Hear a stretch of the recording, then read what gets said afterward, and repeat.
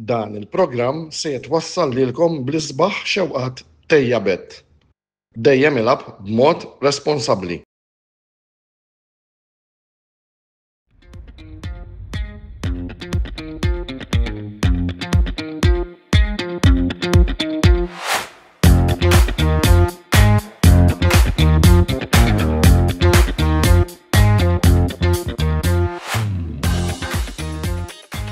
Onorevole Semmilkom jagħtikom merħba t-tieni programm mis-sensiela id-bassir fejn illum jiena Karpanis Roberto De Brincat se nkunu qed intukom il-kummenti tagħna rigward l-iktar logħbiet interessanti li għandna fit-tmiem il-ġimgħa mix-xena lokali kif ukoll mix-xena internazzjonali.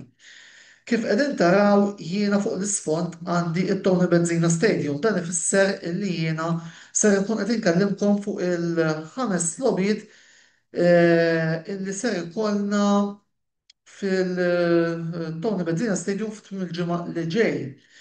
L-aktar żewġ logħbiet interessanti li ser ikollna huma waħda s-sibt u waħda il-ħadd. Is-sibt Birkirkara fid-disa jilagħbu kontra Gżira United, żewġ timijiet li ġejjin minn riżultati nistgħu nsejħu hekk negattiv għall-ewwel ġurnata. Birkirkara illi ġew miżmuma fid-dura ta' xejn minn Valletta u Gżira United illi kellhom vantaġġ ta' 3-1 kontra Hibernians iżda t-tim ta' Branko Nesevic qeleb l-iskor għal 5-3 għaldaqstant Gżira tilfu l-ewwel logħba.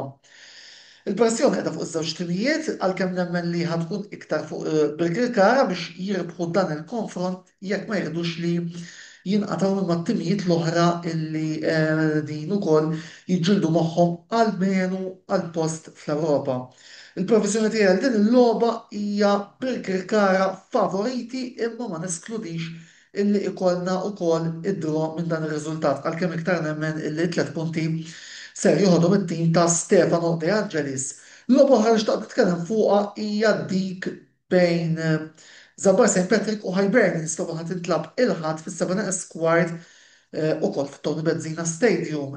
Logħba li fiha l-istaġun li għadda l-ewwel rajna 3 riżultati. Fl-ewwel logħba Hibs rebħu 2-1 għalkemm rebħu Nazzardanejt anki bitqanżieħ fit-tieni logħba Zabbar St. Patrick ħasdu lil Hibernians b'rebħa ta' 4-0 u fit-tielet logħba irrelevanti fin ta' kampjonat spiċċat fid-dura 2-2. Hibernians ġejjin minn rebħa ta' 5-3 kontra Gżira United fil-waqt li Zabbar St. Patrick kienu sfortunati li tilfu 2-1 kontra Sliema Wanderers. Ir-riżultat fil-fema tiegħi għal din l-logħba naħseb li Hibernians għandhom biżżejjed biex jirbħu imma ma neskludux li Zabbar St. Patrick jagħtu logħba lil Pawlisti u jiena xilhom b'xi mod jisirqu xi punt għalkemm jiena nemmen li l-probabilità kbira hija li Hibernians jirbħu dan il-konfront. Qabel ma nagħlaq nfakkarkom illi ser ikollna grafika qasija bil-previżjonijiet tiegħi tal-5 logħbiet illi ħajkonna fit-tmiem il-ġimgħa mill-kampjonat Premier u infakkurkom ukoll imbagħad wara se jkollna messaġġ qasir mill-sponsors tagħna ejjabet.com illi nirringrazzjaw illi inaqdu magħna ma' din l-avventura. Infakkarkom ukoll dejjem ilagħbu b'mod responsabbli. Ħudu ħsieb. Wave Beats Music.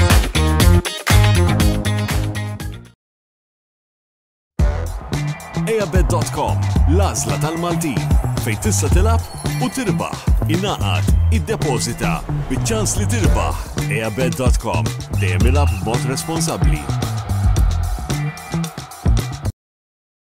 Nsemmilkom u wara d-bassir li kellna dwar il-logħbiet tal-kampjonat Malti, issa ngħaddu għad-bassir li għandna mill-żewġ logħbiet mill-kampjonat Ingliż.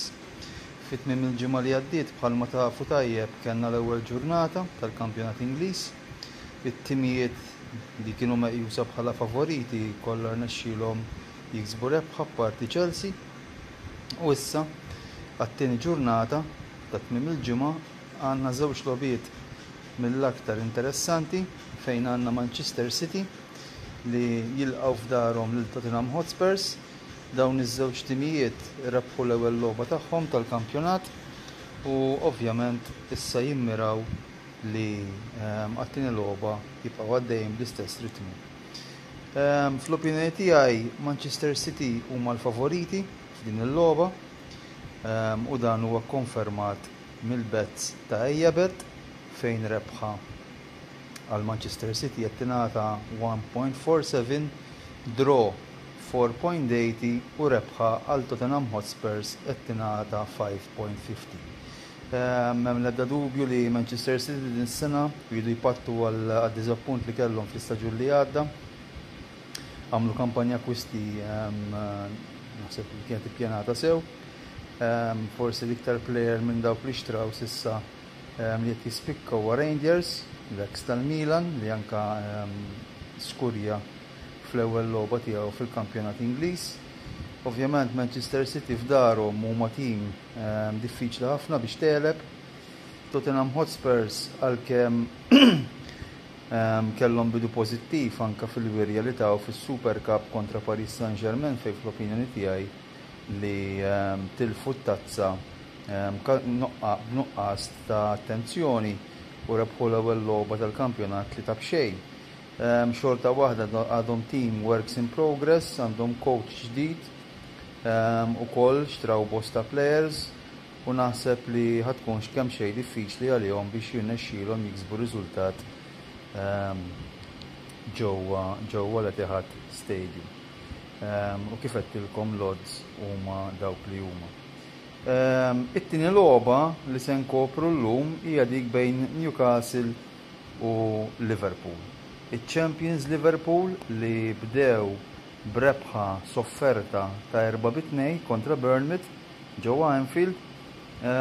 Sissa mill-logħbiet li labu Liverpool qed jidher li t-tim huwa kemm xejn żbilanċjat. U dan anka rrimarkawh bosta osservaturi tal-futbol Ingliż. Ovvjament irnexxielhom xorta waħda jiksbu rebħa fl-ewwel logħba tal-kampjonat, però naħseb li il-manager slot għad fadallu ħafna x'jaħdem biex jirnexxielu jikseb bilanċ fit-tim wara l-bosta akwisti li għamlu matul dan is-sajf fejn ta' min nirrimarka li Liverpool kienu l-iktar tim li nefaq flus fit-trasferimenti matul il-ġimgħat tas-sajf. Min-naħa ta' Newcastle, ovvjament hemm is-saga dwar l-attakkant Alexander Isak li ironija tal-fatt qed jissemma li jrid jingħaqad ma' Liverpool. Ovvjament Newcastle jidhru li tilfu xi ftit mill-potenzjal li kellhom fl-istaġun li għadda.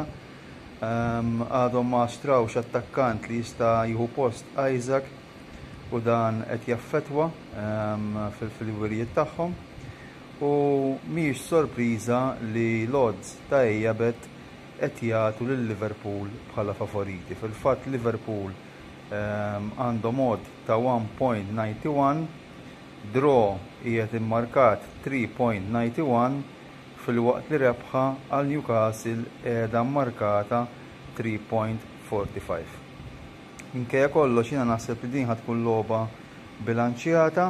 Nazzarda ngħid il-pronostiku tiegħi jkun dak ta' draw, manka peress li Newcastle ma jaffordjawx jibdew waqqgħu ħafna punti minn issa jekk iridu jagħtu challenge biex jiksbu post f'kompetizzjoni Ewropea matul is-sena li ġejja. U għaldaqstant anke peress li huma ħajlabu ġewwa darhom nemmen li riżultat ta' draw huwa l-iktar wieħed li kapaċi jseħħ fir-realtà. Nirringrazzjakom tal-attenzjoni, issa ngħaddi l-kelma lill-kollega tiegħi Karl Parnis biex jagħtikom id-tbassir tiegħu dwar il-logħbiet tas-Serje A. Wave Beats Music. L-aqwa esperjenza lokali fuq ejjabet.com. Ingħaqad magħna u irbaħ. Tista' tilgħab fuq għażla vasta ta' Casino Games jew fuq l-isport favorit tiegħek. ejjabet.com.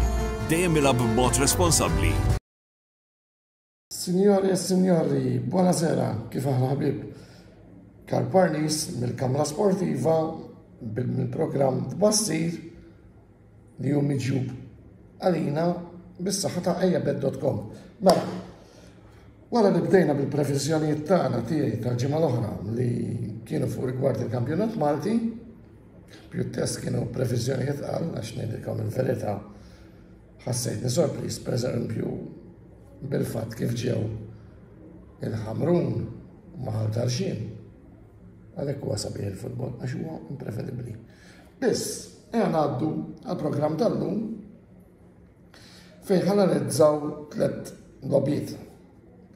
Ma setax jonqos li l-Union ħanibdew bir-Roma kontra l-Bologna, ir-Roma li ħajkunu home u lejjabet.com qed joffru downloads. 1 jiġifieri rebħa Roma 2.09, X li jfisser draw jiġi 3.21 u 2 li jfisser rebħa jiġifieri jarbu l-Bologna qegħdin għal 3.57. Qed naraw mela hekk il-previżjonijiet huma li l-logħba ħadd tkun waħda missil ta' mhux ħażin. Għalkemm ir-Roma huma nettament favoriti, imma m'hemmx dak il-vantaġġ li hemm logħba interessanti u naqbel jiena ħafna ma' dal-bezz. Għalfejn għax Roma Bologna kif għedna, l-ewwel logħba għadha dejjem logħba. Għadek it-timijiet għadhom qed jiffurmaw. Apparti minn hekk ukoll daħad magħhu pjaċir jibda b'telfa. Plus hemm ukoll diversi elementi fosthom il-mod ta' preparazzjoni. It-tieni logħba li xtaqt nikkummenta fuqha hija l-logħba Como Lazio. Nafu li l-Como sewa qegħdin javvanzaw qed jagħmlu diversi spunti ta' miglioramentu, diversi investimenti u kif qed naraw qed iġibu diversi players b'esperjenza u nemmen li il-Como ħerġa' jkunu tim revelazzjoni, għalkemm revelazzjoni ma domx daqshekk, imma tim li ngħidlek jaf jiċċallenġja anke biex forsi jidħol f'tazza Ewropea. Mela, ejjabet.com għall-logħba Como Lazio qed jagħtu il-rebħa ta' Como ġifieri l-1 2.47, draw 3.26 u il-rebħa ta' Lazio qiegħda b'2.79. Hawnhekk qed naraw li ukoll hija logħba li skont ejjabet.com ħadd tkun viċin ħafna. Fil-fatt għalkemm hija logħba li kelli wieħed jgħid jekk ħad timxi bl-ismiet il-Lazio huma aħjar minn Como, biss mhux hekk għal tal-betting tagħna. U fil-fatt ħaġa tal-iskantament hija li il-previżjoni hija li hemm iktar li tmur rebħa lejn ħaj oħra milli ikun hemm id-draw. Għaliex id-draw hija offruta 3.26. Kellek tgħidli għax naħseb iva kelli nagħti favorit minn din logħba u taf li bla preġudizzju għax kemm jil-Romanist. Il-Lazio fimni ma tixtarmihom nemmen imma lil Como ħajkunu għad ma jibsa. L-aħħar logħba li llum ħanitkellem fuqha hija l-logħba taċ-Champions, iċ-Champions Napoli li għalkemm ħajbdew b'konfront away kontra l-Lazio, kontra s-Sassuolo, il-logħba tan-Napoli ejjabet.com qed jagħtuna 6.4 jekk ħad tagħmel is-sinjal wieħed, jiġifieri r-rebħa s-Sassuolo, id-draw qiegħed moti għal 3.98 imma ir-rebħa jiġifieri 2 away tan-Napoli qiegħda għal 1.81. Jew qed naraw li in-Napoli huma favoriti net biss. Kemm ħajġri hekk il-bambin jaf. Imma ta' min ukoll iżomm f'moħħu li l-Napoli għadhom kif sofrew telfa kbira, it-telfa tas-Sur Lukaku, ġifieri li titlef il-Lukaku mhux xejta. Mela, jien ħanaraq minn hawn kelli ngħidilkom jien x'taħseb kar, ngħidilkom Roma 1, Como 1 u Napoli 1, aw Napoli 2, skużawni. Mela reġa' ngħidilkom Roma 1, Como 1, Napoli 2. Grazzi għal ejjabet.com ta' din ir-rokna u nfakkarkom dejjem jekk se tilagħbu ilabu, imma ilabu b'mod responsabbli. Karl Barnis mill-programm Bassir għal-Kamra Sportiva isellmilkom u lejl tajjeb u nawguralkom ħafna lejl. Wave Beats Music.